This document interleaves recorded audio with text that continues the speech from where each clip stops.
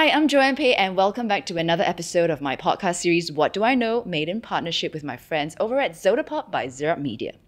My guest today is the only person I've ever stalked on Instagram. And if you're listening in, you might want to head over to my YouTube channel, Too Happy Media, to see why. She's an international model, actress, host, and is the first Asian face of Chanel's global beauty tutorials, is the current global face of Clarins, and has fronted many global campaigns for brands like Charlotte Tilbury and AccuView. Now, that's a lot of global there. I'm just about to add on to that. She's young, fearless, and has navigated unfamiliar territories all on her own at a very young age. She has also held unapologetic views about the bad practices of the modeling industry, and she's, in my view, an extremely well-equipped global citizen ready to take on the world. Let's hear it from Fiona Fussi. Yay! Hi, Fiona! Hi! How does that sound? It was good. I'm sorry it was a bit longer for the intro. You're very global. Yeah, it's an achievement for me. Yeah, so it's good. I have to talk a little bit about the stalking, just so people know that I'm not crazy and not a pervert. There's a story to this, guys. So I was, it was my first directorial debut. I wrote a script and I was trying to find a female lead, and I wanted someone fresh, someone that we've never seen before.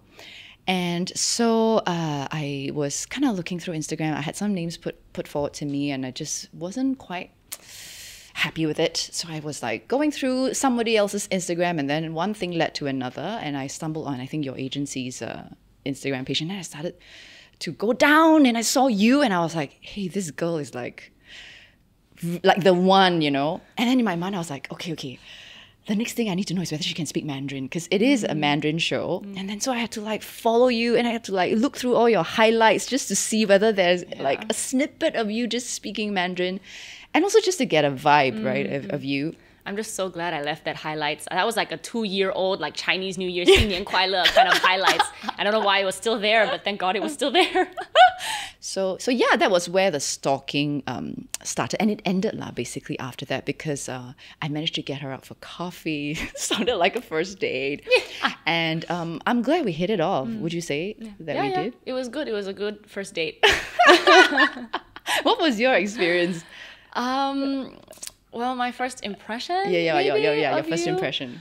I was a little intimidated, just because you're also like an assertive woman, you know, and then you were here for business, so there's a bit of that like vibe coming forth. But I think over time, like you can see like your layers kind of like show, and so you're like funny and kind and like a bit goofy, you know, and like all of that comes out. But in the first meeting, it was not there, definitely.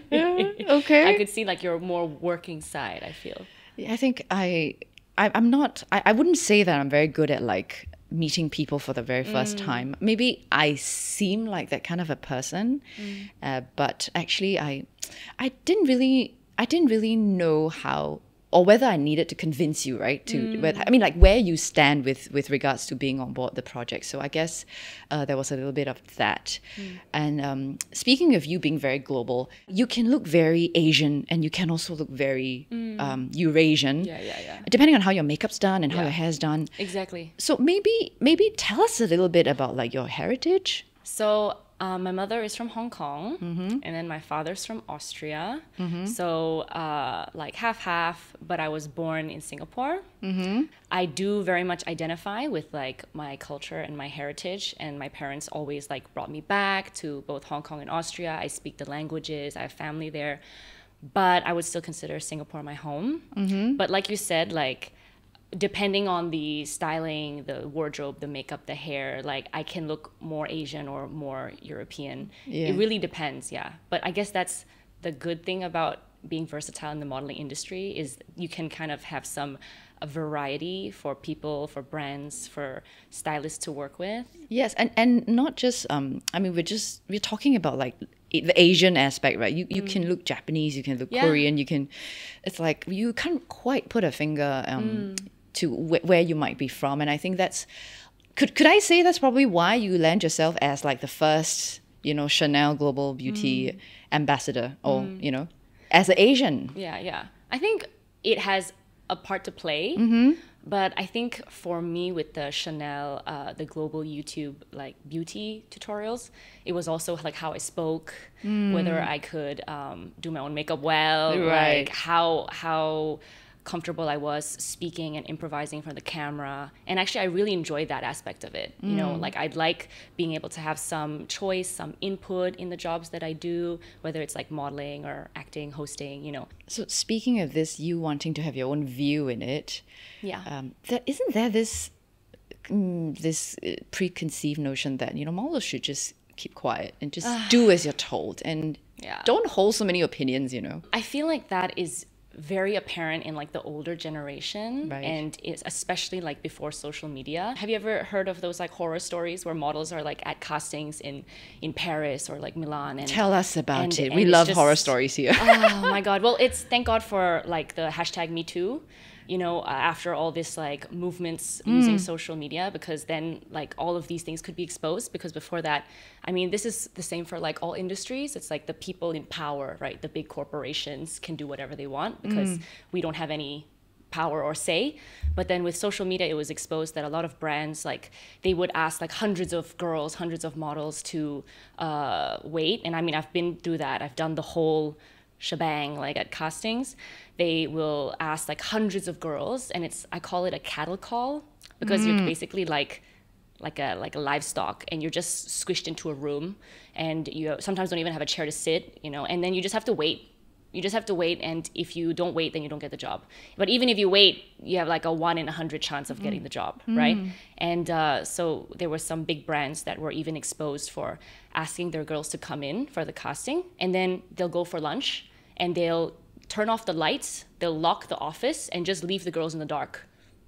And then go for lunch. Yeah. This is And a all the very girls real just thing. keep quiet and just... because again, we were like conditioned in the modeling industry, especially like the older generation, that if you want the job enough, you'll do anything. And that's why there's so much of like, you know, photographers or like casting directors taking advantage of girls. I mean, this is even apparent in like acting, right? But with modeling, it was so bad in the past, and I'm glad that nowadays like we have the platform to kind of like expose or to reveal these negative truths about it. And so brands had to be accountable. So you said you went through that too. Yes, luckily no lights being turned off on me, or like it was not as bad as the worst case scenarios that have come out, you know, like there's some really bad situations. But still, I felt very, you know, degraded, or I felt very like disrespected. You know, they really kind of like not only judge you based on your looks, obviously that's a part of the job, but they will kind of like tear you down. You know, they don't really treat you as, they don't think you hold any value. You know, and so it's just that's the side of the industry I don't really like, is that it's almost like accepted as like a rite of passage, like some sort of like hazing or bullying, that if you make it, you know, that's why maybe some of these supermodels have such a chip on their shoulder, because if they really did go through all of that, you know, it's a lot. It's not fun. And, you know, hearing from you, it's like at that stage, you know, you already have all these feelings that, oh my goodness, I feel disrespected, I feel degraded, you know, but some would probably go in and think, oh, okay, so this is how it's meant to be, and I just accept it, and I don't think more, I don't think twice, and I don't even think that there's a need to voice out. But have you always felt like you know, you wanted to voice out, you wanted to change the way things were? Yes, I would say yes, because I have a really strong sense of justice, because I get so like emotional and so like charged when I feel like there's injustice like right in front of me, and especially when I can't do anything about it. But how do you know it's injustice? Like, you know, this is how it's meant because to be. we all This have human rights, right? It like stems from just like a human right of like basic respect. It's true, there are some girls who maybe they don't really have a problem with this, or maybe they're somewhat able to tolerate it better. I don't know what it is, but for me, it really bothered me. Yeah, it really, like I thought of 100 ways, little ways that this could have been better, that this could have been done differently. And I feel like it's not too hard. It's not too difficult. And did you act on it at that point in time? Well, I mean, there's not much I can do in that situation. If I wanted to like start a revolution, be like, yeah, you're so fun! You know, I can't really like do much like in that moment. But sometimes I'd have to make the tough choice where I'm like, I'm not gonna do this. You know, I have other things to do. I have other castings to go to. But you're gonna piss someone off when you say that. No, but I mean, I would just walk out. sometimes I've been to castings in Wow. Paris. I've been to castings in Paris where, because the thing is, right, they have this system where they will just call every agency in the city and say, send all your girls today.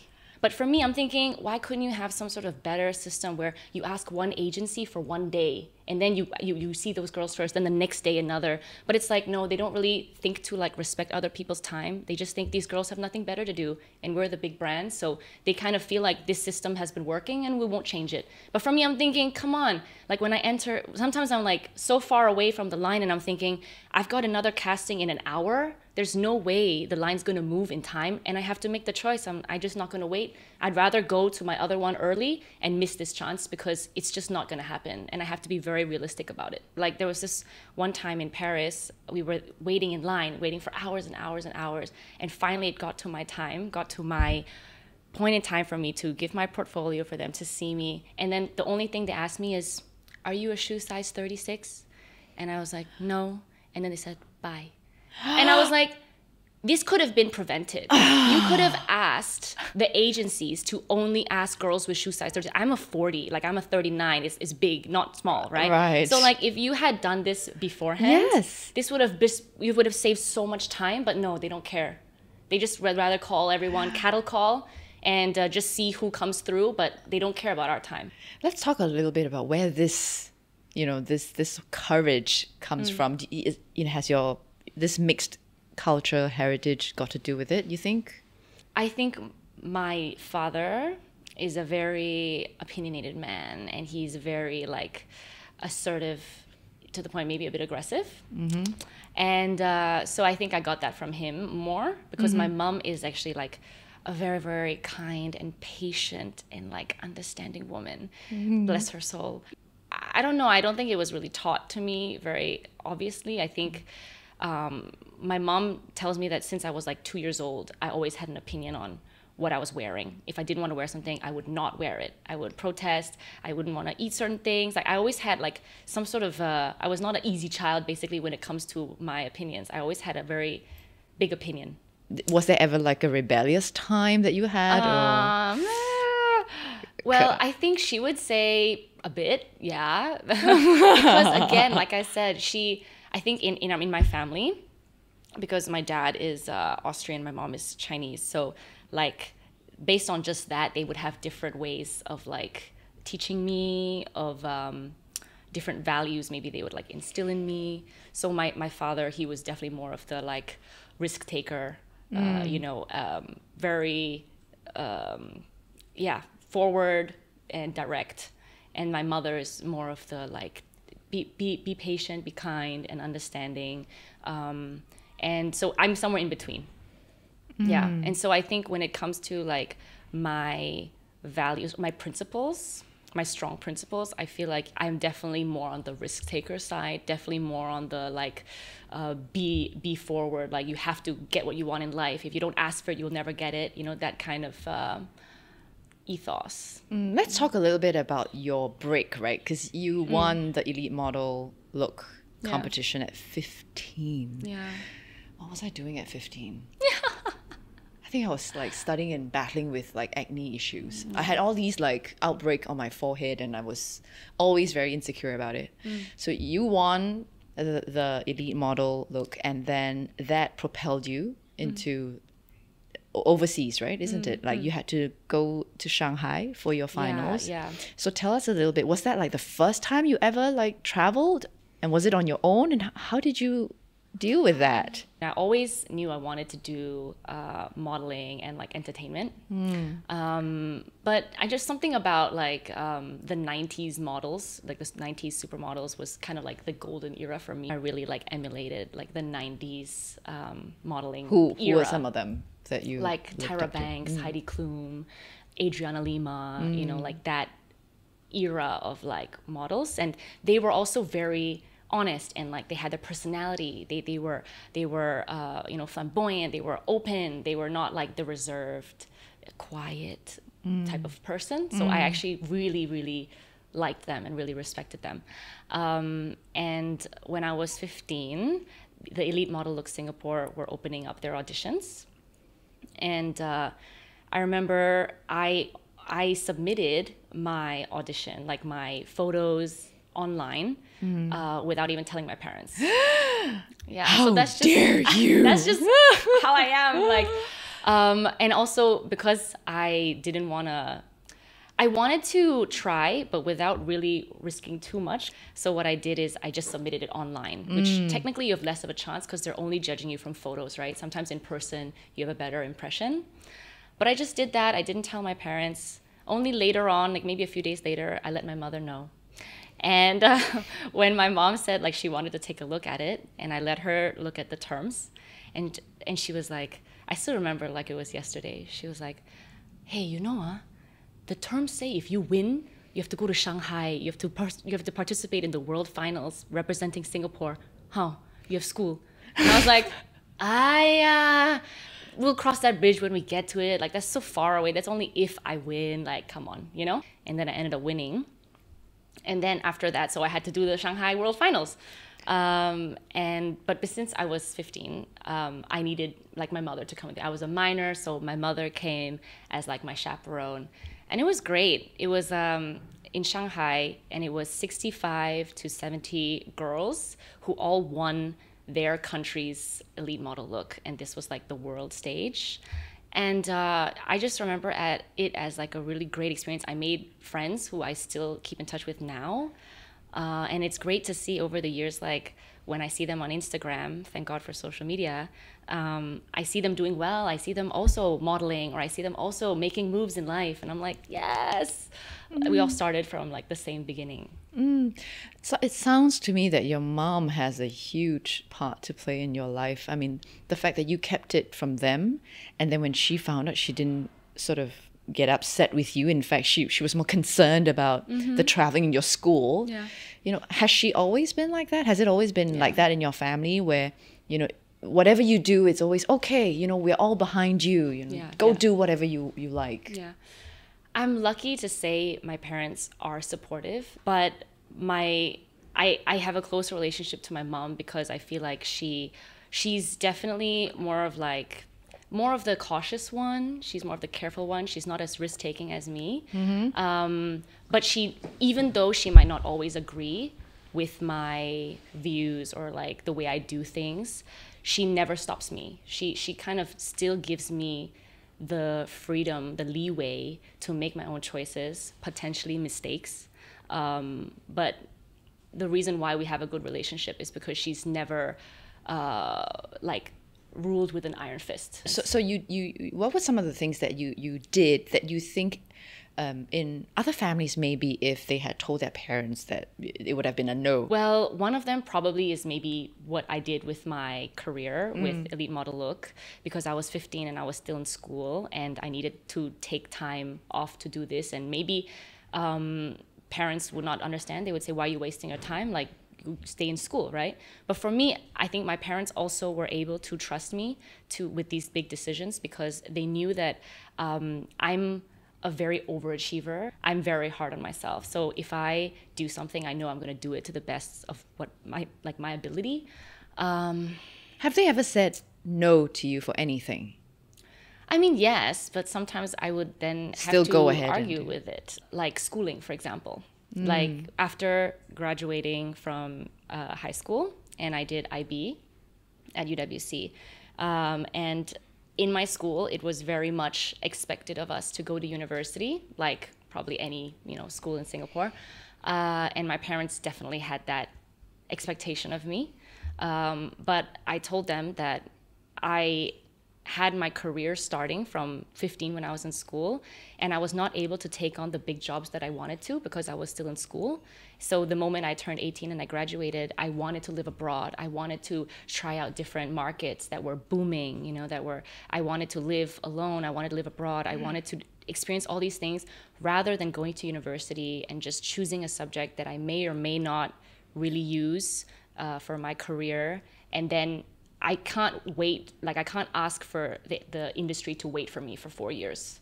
So when I explained it like that, they understood. So luckily they did respect it, and they knew that they couldn't really stop me from doing it. Yeah. So the thing that you did was you still finished school, even though you've already sort of started for sure. modeling on the that was side. never negotiable. And then you ventured into the world on your own at 18. And that was when you no longer need a chaperone. So what was that like? Like, where did you find this courage to go and travel on your own and navigate, this world? And aren't you afraid, and of people taking advantage of you? Nah. I mean, where did that come from? My view of the world does not stem from fear. So for me, I've always loved traveling. I feel like it makes you so much richer, even though you're using money. And so for me, I knew I wanted to basically experience what my friends were experiencing, because they all studied abroad after high school. They all went to university, right? So I was doing courses, like overseas courses per se, and I learned so much along the way. I feel like learning should not be restricted to four walls and a book. There's so much that you can learn. I never stop learning, even to this day in my free time.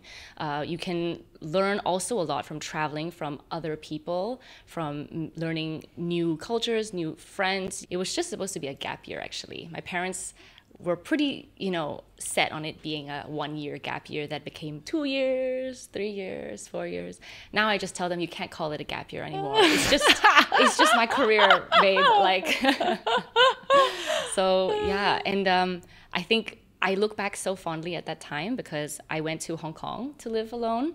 But Hong Kong was for me quite easy because I have family there and I speak Cantonese.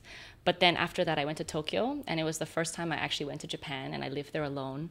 And I kind of like, I'm very enthusiastic, I'm very passionate, so I tried to learn the language. I did it myself. I watched a lot of anime, so it helped. And then when I went there, I made a lot of Japanese friends. I immersed myself in the culture, loved it so much.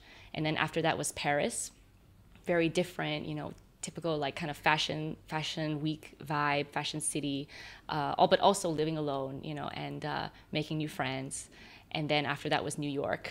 So definitely the big, more scary cities were like Paris and New York. And I was also in those cities during really monumental, scary times, because I was living in Paris during the bombings in 2016, where there were like 3 bomb attacks and like gunnings in one night. Yep. So I was there and I was out that night. And then in New York, I was there during Trump's elections, when there were like so many riots and so many like kind of uproars at the time. And you were not afraid at all? At any point in time? I mean, I was definitely a bit afraid, like that night when I was out during the terrorist attacks. Right. It was a scary time, to be out and to think, when you're there, it's always like that. The news catches up faster overseas than in the place it's happening. Oh, okay. We didn't even know what was happening. So I don't know. I just feel like in life, you have to take risks. You have to take the chances. If you just stay at home or you just stay in your comfort zone, you're never going to grow. So that's why from young, I always liked venturing out, exploring, traveling, meeting new people. And I'm like quite a social person. I like to try new things. So I'm glad I was able to do that during those years. Yeah. I'm so different from you. Really? I have to tell you that while you submitted your photos voluntarily, Yeah. Oh no. it was my mom actually who encouraged me really? to sign up for Miss Singapore Universe. Yeah. So my career started actually also accidentally. It's more accidental than anything. Like I admire you. I really admire you because I think you have a lot of courage, and that I don't have back, when I was your age at that time, making those decisions. I never really knew what I wanted to do, whereas you are so sure you wanted to be in entertainment and all that. So for me, I wanted to be a model too, but it was purely because I wanted as a part-time job. Like really? I wanted to like make some money, and I thought modeling was easy in that sense because you make quite a bit of money with quite a simple job, or so I thought.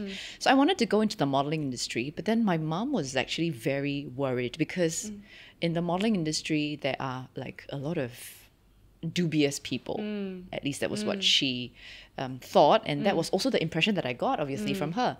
And then when MediaCorp had this whole Miss Singapore Universe pageant audition call on TV, she was like, hey, why don't you join this instead? You know, it's MediaCorp, you know, it's safe, you know, it's not going to be like one of those, you know, weird things where they hang you out to dry kind of thing. So I said, oh, okay, but I'm feeling a little bit insecure and this and that. And then eventually I got my photo, and so anyway, I submitted, and I got a call, and then I went in and I see all these girls, like they're so good at like dressing up, you know, and putting themselves together. And I just felt like this ugly duckling who doesn't know anything about makeup or grooming, and going in and just taking part and just sort of looking at it like, I don't know, it was quite a blur, you know.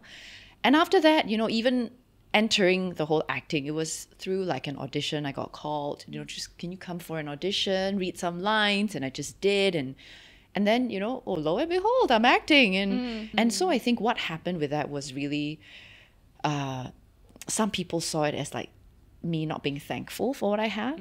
But for me, it was really more like, it's not like I don't appreciate it, but because I didn't want it so badly that I sort of just, okay, like I'm doing this, and then I'm just sort of doing my best in I guess in the that. people who are like struggling to get to where you are thinking, you know, Yes. are a little bit salty about In that sense. So that's why I'm saying, like, for me, you know, the whole idea of modeling is like, oh my goodness, there's full of like bad people there, you know, and this. But that's the thing, right? Every industry has that. There's going to be finance people who are dubious and who are scammers. There's going to be you're people so who... smart to think that, you know, but at that point in time, I just didn't, you know, and I think I wasn't good enough to make it to the big modeling agencies at that time. And I also did feel that a lot of the big modeling agencies in Singapore, they were going for that Pan-Asian look, and I wasn't, right? I felt like I wasn't Pan-Asian enough. I wasn't Chinese enough, because there was also this trend, like either you look really Chinese with like single eyelids, or you look like mixed, and I was neither here nor there. So I don't think I would have made it as a model anyway. And so my entry into this whole career was very accidental. So unlike you, you know, you're so sure, and which is why I say that you're so fearless. But I have with me actually a lot of fear, and I think over the years even more so, especially in the beginning when I was like, when I spoke my mind and I didn't know any better, because, you know, to me it's just like, you know, this is just a job. You know, it was nothing else. And then when I spoke my mind about certain things, it got me into trouble, or like at least it got a lot of backlash. And for the first time in my life, I'm like, why is everybody paying attention to what I'm saying? And you know, and why are they attacking me in this way? And that got me scared, you know. Do you feel like it's changed over time, like just the industry in general, since that time when you felt like people were very, you know, like scrutinizing if you said something too honest? Do you feel like over time there's been a change? How do you feel?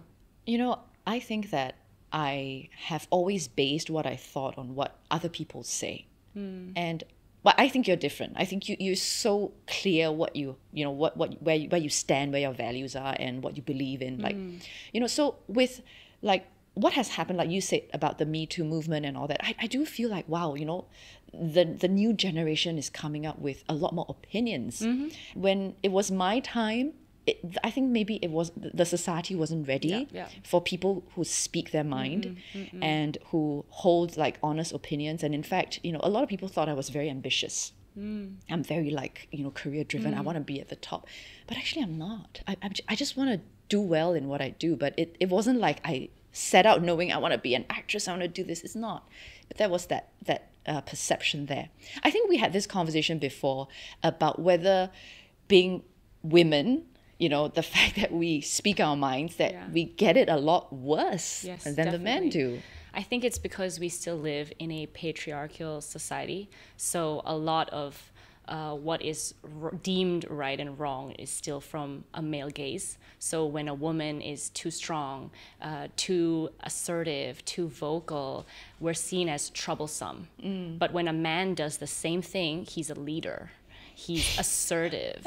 I mean, we see this all the time. Even just the way the media writes about women versus men, the questions interviewers ask women and men. I mean, you can see that there's some underlying, you know, a bias here.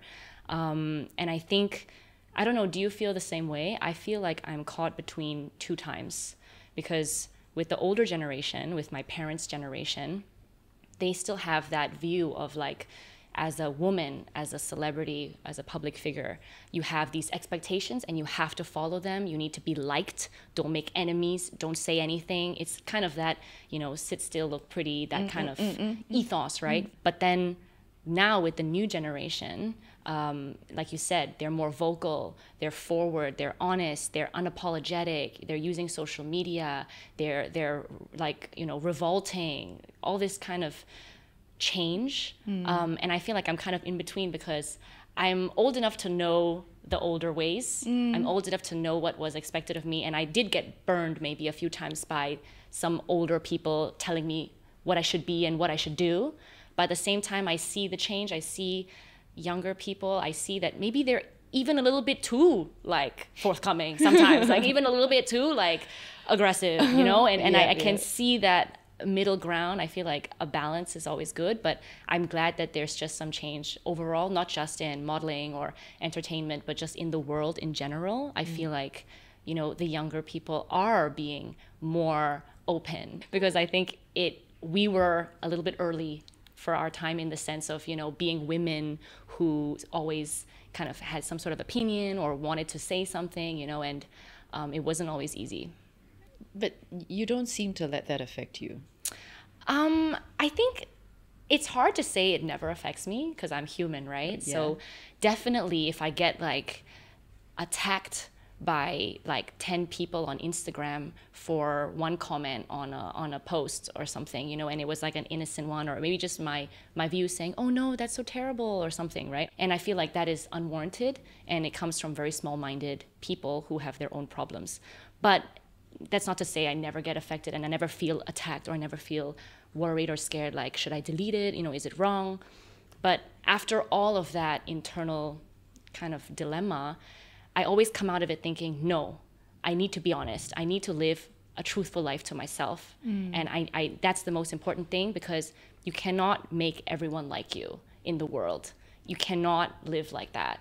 I mean, theoretically, that makes a lot of sense. And I Yeah. think theoretically, we know that we shouldn't be people pleasers and Yeah. it's impossible for that to happen. But Yeah. sometimes when it happens, you're Yeah. just like, oh my goodness, like, how do you deal with it? Yeah, of course it happens. Like that dialogue comes through my head as well. That whole, oh God, it would have been easier if I never said anything. Yeah, I yeah. should have just kept my mouth shut. Yeah. You know what I mean? I mean, Yeah. of course it happens. I'm sure to like the best of us. Yeah. But do we drive change? Like, do we further the conversation if we just shut up? Not to say that I don't know when to be quiet or when not to say something, or I don't want to always add fuel to the fire. I don't want to shout into the abyss, you know? You know, I get My this. life. I get this, you know why? Because I used to take a lot of personal blame, right? And I would like reflect, oh, is it the way I said it? Yeah. Maybe it's not what I said, it's how I said it.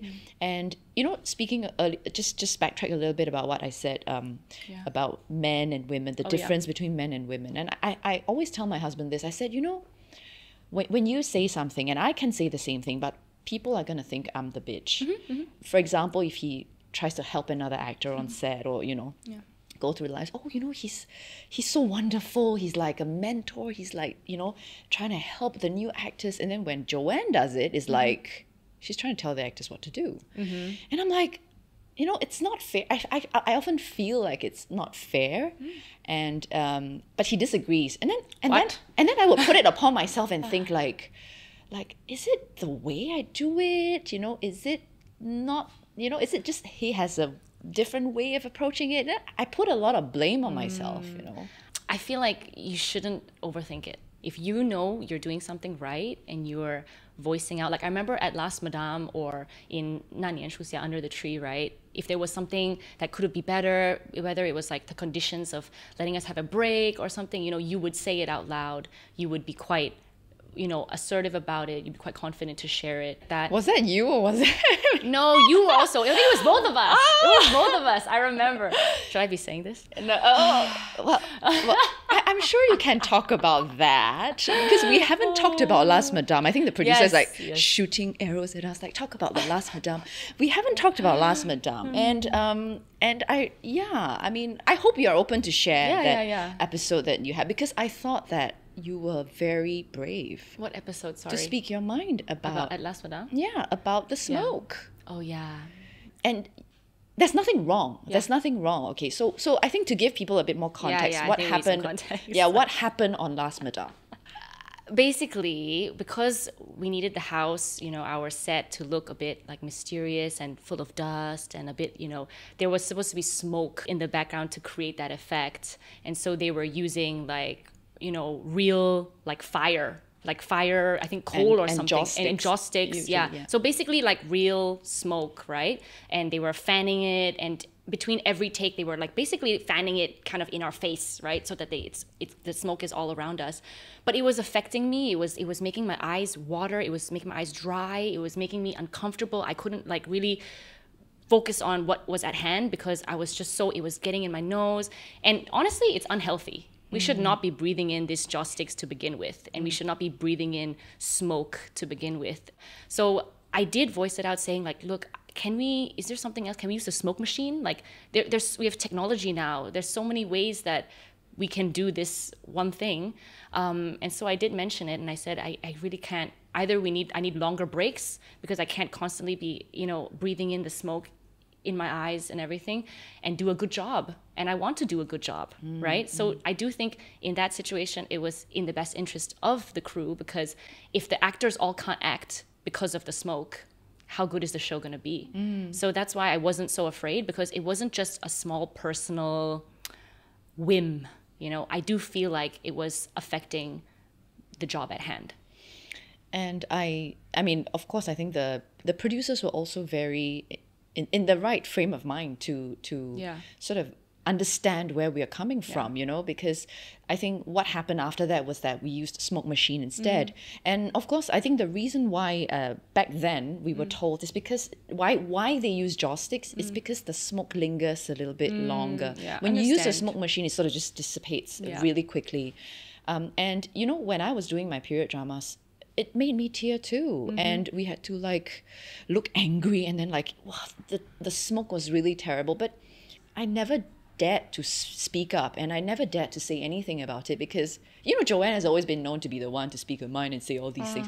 And I guess I picked my battles, because I remember there was another time where I voiced out something that happened on set, that I asked about the fire safety. I thought this was something that I just cannot let it go, because it was going to be a fire scene. I needed to know if the fire safety was done properly. And one of the doors is permanently locked. So there was only one exit out, from this set. And then the scene was going to be like, this set is going to be on fire, which means that we only have one door out. So I was a little bit concerned, and I voiced it out. And after that, I just think like Joanne just makes it so difficult, because now that Joanne has voiced this out, we got to go and do all the necessary things and all that. And I said, and the thing is, and I asked myself, maybe we would have just done the scene and nothing would have happened and everything would have been fine, and they didn't need to go through that trouble of, getting the fire safety and all that. But to me, I'm like, what if? What if something happened? Like, are we all ready to take that risk? And I don't want that something to happen. But then, obviously, it would create inconvenience for some people because extra work has to be done. But then I just couldn't let it go. And I think this haunts me sometimes, thinking that, I'm like this difficult one, right? I'm so difficult because I have all these requests, and I would think of it. Maybe some people, it's not that they don't even realize that it could be a hazard, and so therefore they don't voice it out. But for me, I notice things like that, and it affects me, and then I would also voice it out. And then I just feel like every time after I voice it out, I'll be like, I should have just kept quiet. No, that's the internalized dialogue, like what other people, what you've heard, what you've heard around you, what the kind of like response you get whenever you speak your mind, you've kind of like internalized it. So every time you do it, it like echoes in your head, Yes. And I always respected you from the beginning when we worked on Under the Tree and then Last Madame, for being forthcoming, for being vocal, for not being afraid to mention it. So, and you know what? You were leading the way, because me, as someone who is newer, when I see you doing that, I feel like, okay, if one of the like veterans, is speaking up and helping others, this is the example. You're basically giving an example. My turn to want to cry now. Yeah. Because I think that was also the reason why I tell myself that I have to do it. Because if I don't do it, then, what's going to happen? No one will do it if you don't do it. And so that's why I'm looking at you and I'm thinking that you are going to pave the way for the generations to come, because you are more courageous than me, and you are obviously a lot more global than me as well. I think, in terms of your exposure and all that, and all the lessons that you've learned. So maybe we talk a little bit about, what do you think are some of the lessons that you've learned, having gone on all these different travels and working with different people from different cultures and backgrounds? I think something I want to mention based on our conversation just now is that when it comes to voicing, our like discomforts, it's basically like having boundaries, right? And this is kind of like a new age talk for our generation, is that we all should have boundaries of what we're comfortable with. And a quote that I always love is, the only people who are going to be upset about you having boundaries are the people who benefited from you having none. But the thing is, as humans, we all will have some element of boundaries. We're not just a floor mat that everyone can walk on. We have feelings, right? So I think I wasn't always this way. When I was younger, when I was new to the industry, I definitely had that, I was more afraid to voice out. I would kind of like swallow things rather than speaking up, like whether someone like a makeup artist can be like poking my eye out, and the hairstylist can be pulling my hair out, and I'll just be there like run, and I won't even say anything, because oh wait, it's again what's expected of us, right, to just have no voice and be a blank canvas and just take it, But now it's definitely not the case, and what I've learned in life is that life will keep presenting to you the same scenarios until you learn the lesson from it. And so the past few years, I was put in situations where I always felt very angry afterwards when I didn't say how I felt. When I was potentially, disrespected or treated rudely, or,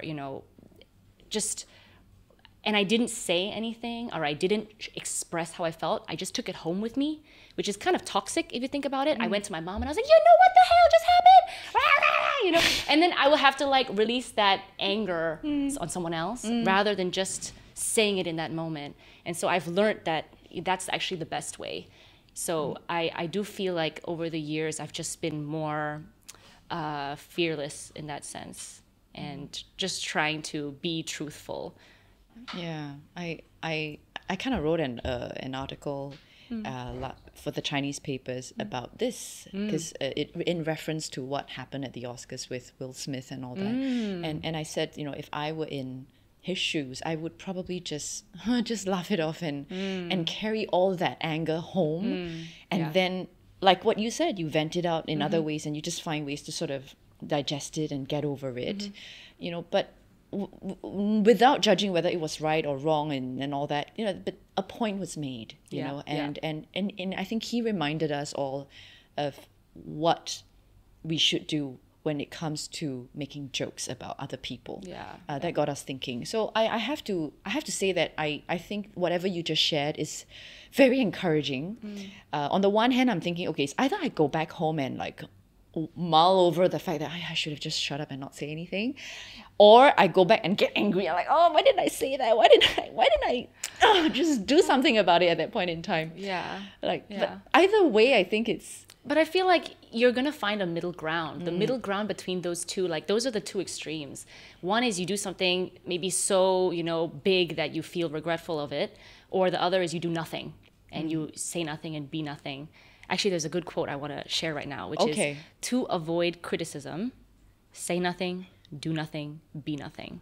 Then you'll never be criticized in your life. But actually, even then, for breathing, probably people will still say, why are you breathing so loud? Like you'll find someone who will kind of have something to say about you. But the middle ground between regret for doing something and regret for not doing something is the best way, when you just accept that, I did what I could. And just as a disclaimer, whenever I voice my opinion, I do it respectfully. I don't do it in a way that is malicious, that is attacking someone. Like, if I were to get backlash from it, it's because people have taken my words and they've portrayed and like projected their own anger on me. But actually what I've said was not offensive. It was just, hey, I actually don't really think this is great, or hey, I don't really feel comfortable with it. Who am I being rude to, you know? Actually, I'm saying it in the right way, but it's just people will always find a way to be not okay with it, you know, to twist it. So I feel like if you walk that middle line and you just are respectful but assertive and you say what you feel, you won't regret it. You know, because of the way you look, right? Oh, yeah. Do you ever feel like it's like it works again? I mean, it's your job to look good and all that. Yeah. It works to your favor, but have you ever felt it working against you? Yes. I mean, I do feel, obviously it's a privilege to be happy with, you know, how you look and to be considered attractive or, you know, good looking. I don't take that for granted. But at the same time, yeah, I mean, people will always find a reason to criticize you, you know, and I think sometimes in our, you know, male-dominated society, if you're considered good looking, it means you can't be smart. You know, like they like to box us. So they like to kind of confine us to, if you're potentially good looking, you're not smart, right? You're probably a bimbo. Or if you're smart, you can't be good looking, you know? But what happens if you're smart and good looking? Well, that's the thing. We got to break those barriers as women who can do it all, I believe. You know, like we can be well groomed and love ourselves, you know, and have a social life and be healthy and excel at work. You know, we can do it all. But definitely in my life, I have experienced before where people stereotype me based on how I look, based on one thing potentially.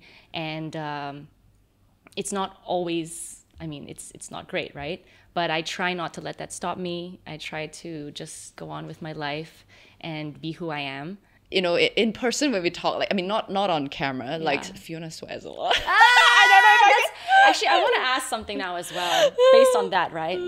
Did you say that you always felt I was like opinionated and quite like vocal, right? Is that what you expected when you first saw me? Like when you first stalked me and met me in person, what was your first impression? Like what did you think I was going to be, and how is that different to how I am?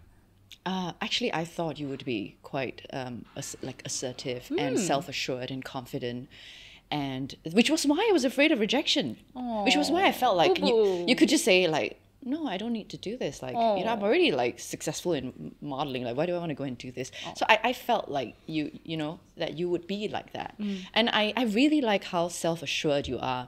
And also, you know, obviously you know yourself that you look good.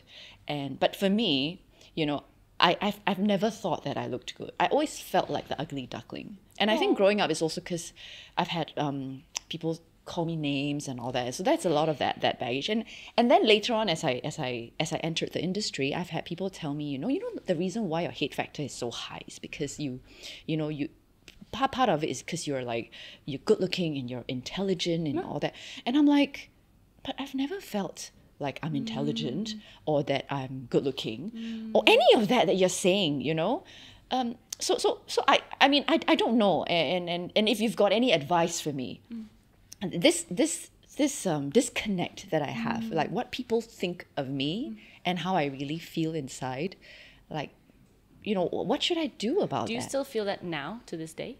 I think ever since I got married, my husband has given me a lot of confidence. Not in terms of the looks. I still kind of feel like it's always like, you know, when you're young and then the whole nickname pancake face just never ever leaves my mind. You need to write that down, write that down and like burn it and like let it go. So like pancake face, like just maybe like all the insults that you've ever like felt that you've potentially like internalized. Like you need to like rip that shit up, you know.